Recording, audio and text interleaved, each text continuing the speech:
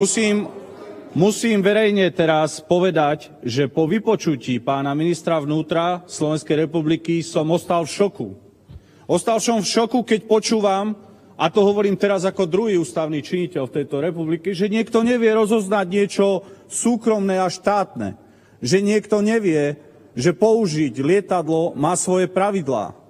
Že na tom malom Slovensku lieta 300 krát za tak krátke obdobie a že si objednať lietadlo pre svojich blízkych z Popradu do Košíc, aby lietadlo prišlo z Bratislavy do Popradu, že na to majú byť nejaké poučky. Na toto netreba žiadne poučky, na to treba elementárnu slušnosť a výchovu. Pretože ja som v pozícii predsedu Národnej rady, pracujem od pondelka nie do štvrtka, ale celý týždeň. V živote som nezobral svojho syna a blízkeho príbuzného na palubu lietadla a v živote by som si nedovolil pristaviť lietadlo a napriek tomu, nech hovorí v tej sále, kto chce, čo chce, som predseda Národnej rady, ktorý by takú pozíciu mohol takisto využiť a zneužiť. Preto by som chcel, aby v tejto sále Národnej rady sme sa bavili o veciach a o rovnakom metri ku každému, pretože keď počúvam tie čísla a náklady voči štátnej kase, ktoré sa dosahujú celkovo k 1 000 000 eur, to považujem za papalášske a nehospodárne nakladanie s majetkom štátu, na ktoré netreba žiadne iné inštrukcie. Ak sa niekto rozhodol byť prezidentom Slovenskej republiky, má tomu prispôsobiť aj svoj osobný život. Má k dispozícii trvalý pobyt, má k dispozícii vilu na rozdiel odo mňa, má tu vykonávať svoju prácu a neexistuje žiadne obhájenie toho, že si niekto lieta každý štvrtok, aby bol k dispozícii k svojej rodine, vymýšľa si služobné cesty a takto nehospodárne nakladá s majetkom štátu. To vystupujem práve preto k tomu, lebo neexistuje rovnaká mierka na ústavných činiteľov ani z hľadiska médií, ani prístupu. 300 krát letieť do Popradu a ešte letieť z Popradu do Košíc, na to treba veľkú odvahu a žalúdok. Ak tu zaznievajú otázky o tom, aké lietadlá by mali sme nakúpiť, ako by sme teda ich mali využívať, tak ja hovorím o elementárnej slušnosti a potrebe citu k štátnemu majetku. Toto je jasný príklad toho, že niekto sa správa papalášsky, že niekto si myslí, že tieto lietadlá za ťažké milióny boli nakúpené na to, aby plnili jeho privátne potreby. Vystupujem preto tak ostro, pretože som v šoku z tých čísel, ktoré som zaregistroval. Ja som v šoku, že si dovolí ústavný činiteľ v Slovenskej republike a nie je prvým prezidentom v tejto republike. Porovnajme množstva letov ďalších prezidentov. Nie je jediným prezidentom, ale neviem sa zbaviť dojmu, že je tým najsvätejším aj najvyvolenejším prezidentom. Toto nie je osobné. Toto je profesionálny prístup k tomu, že jednoducho, a môžete sa smiať, pán Matovič, čo by ste robili so mnou vy osobne, keby som si len raz zobral svojho syna do lietadla do Popradu? Čo by ste robili na svojom Facebooku, aj vy, pán Viskupič, keby Danko previezol svojho syna z Popradu do Košíc? Keby som si nezaplatil svoje letenky na fotbal a išiel privátom a platil ochránku, pán prezident sa pýta, čo má robiť s ochránkou, majú platiť tak, ako to robím ja, keď si ich niekde beriem, lebo mi to zákon ustanovuje.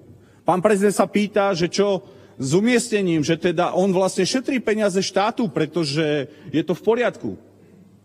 Áno, bude dostatočný priestor na diskusiu aj s ním, ale ja vystupujem teraz v sále Národnej rade, ktorá je inštitúciou, kde sa má každý zodpovedať občanom, lebo všetci sme volení od občanmi a musím povedať, že som v šoku.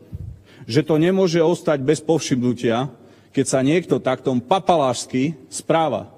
Keď sa niekto správa tak, že pracuje od pondelka do štvrtku a vymýšľa si služobné cesty na východe, aby mohol špeciálom na východ letieť. Toto musí skončiť. Toto musí skončiť, pretože tie lietadlá majú svoju životnosť. Tomu nepomôže symbolické rozdávanie 5 000 eur mesačne rodinám. Keď tu niekto v prepočte rozlieta 30 000 a ďalšie sumy, a ja si už nebudem dávať servitky, pretože v politike vidím, že človek dostáva úder zľava a sprava a spravodlivosť neexistuje. Smejte sa mi do očí, pán Matovič a pán Viskupič, ale ešte raz sa pýtam, Keby Danko previezol svojho syna do Varšavy s firmou, ktoré by pracoval jeho syn a poklepkal stavbu, čo by ste so mnou robili? Čo by robil váš tento arogantný pohľad so mnou? Čo? Zosmiešťovali by ste to, urážali, žiadali by ste moje odvolanie. Keby som 300 krát to urobil, ukameňujete ma. Takže sa smejte ďalej, ale majte rovnaký meter na ústavných činiteľov.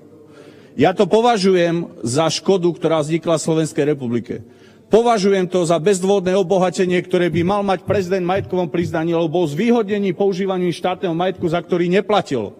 Nedovolí si to premiér, nedovolí si to ani jeden ústavný činiteľ. Pýtať sa dnes ministra vnútra, že čo má teda robiť, myslím si, že je dosť dlho vo funkcii na to, že má vedieť, čo má robiť. A v prvom rade by mal slúžiť ľuďom. Nehrať divadlo, nerozdávať symbolický plat, ale konečne robiť to, aby naozaj spravodlivo a citlivo hájil záujmy nie len tých, ktorí ho volili, ale tých, ktorí ho nevolili, ale hlavne každého občana Slovenska. Je aj môjim prezidentom Slovenskej republiky.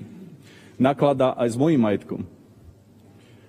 A myslím si, a teraz to poviem opakovane, že teda, ak by som bol ako on, tak od zajtra lietam do Šamorína vrtuľníkom.